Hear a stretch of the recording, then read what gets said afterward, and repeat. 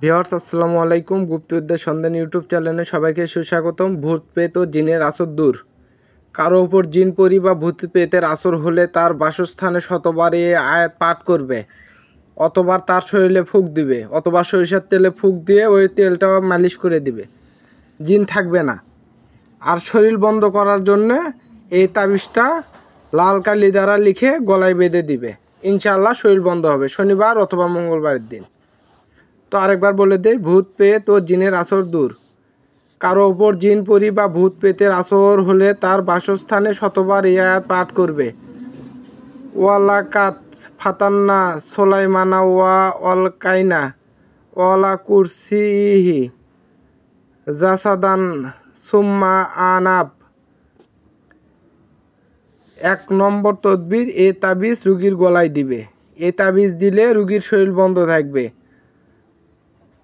তো বই পুস্তক ঠিক আছে, কিন্তু এর রহস্য আপনারা জানবেন না। যেহেতু আমরা 17-18 বছর যাবৎ কবিরাজি লাইনে আছি, আমরা এগুলো বুঝতে পারি, উদ্ঘাটন করতে পারি। তো গ্যারান্টি সহকারে কাজ করবে ইনশাআল্লাহ। আসসালামু আলাইকুম।